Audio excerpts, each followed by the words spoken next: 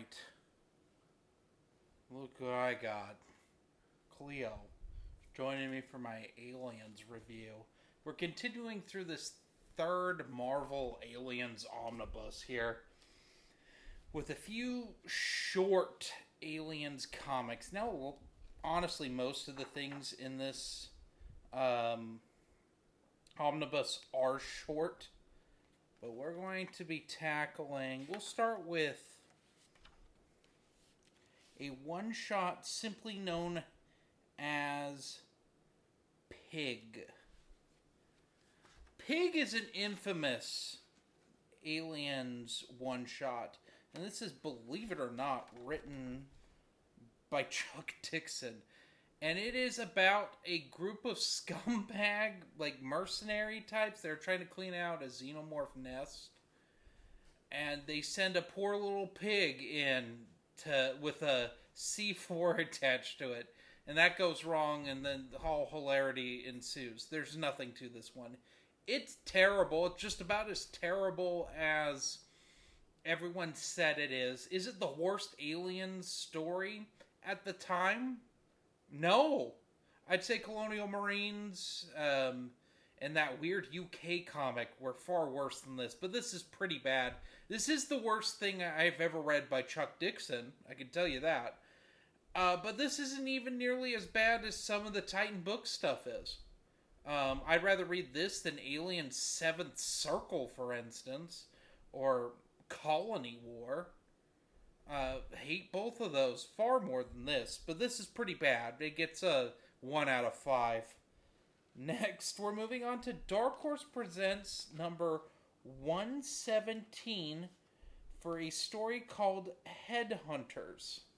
Now, this was written by Mike Barr, and essentially, it's about a couple bounty hunters who want to make a quick cash to sell a xenomorph skull, and hilarity ensues. That's really it.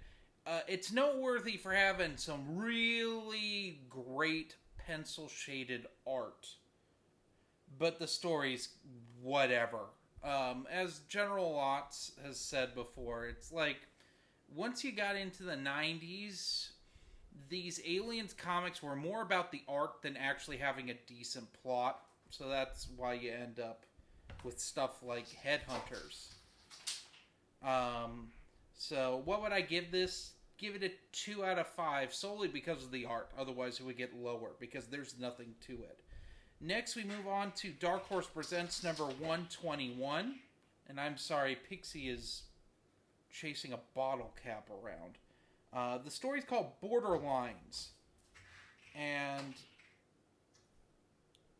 this is written by Darko Macon. But this one is about a group of soldiers that like are obsessed with the fear of battle or something, and they come across xenomorphs, essentially. There's like nothing to this one.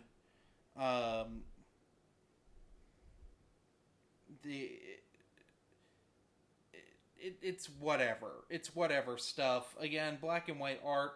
Art's pretty decent. Not as good as the previous story, but you know, it's fine. It gets a 1.5 out of 5. Blech.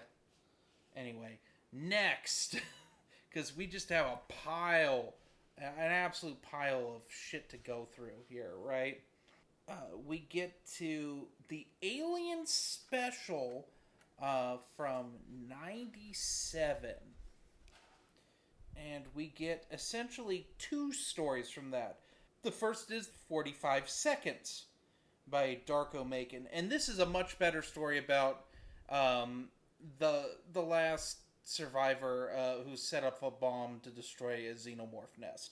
Nothing's really said in it, but it's got some solid art. I honestly would give this a 2 out of 5. Better than Borderlines, but still not that great.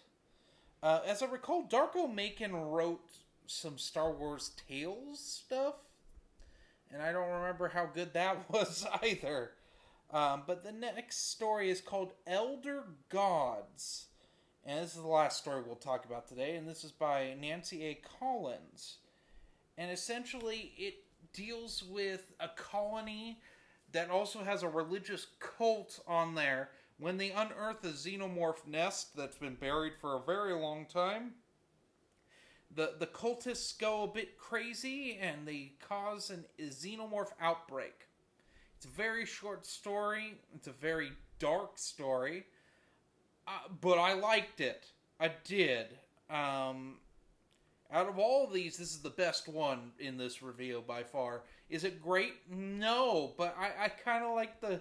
I kind of like when cultists that are obsessed with the xenomorphs kind of unleash xenomorphs on people. It just adds a kind of another twist on it. It doesn't always work. In this, it works fine.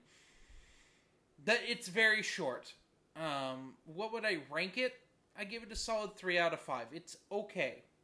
Compared to everything else that I just reviewed, it's much better than the rest of them. But still, nah,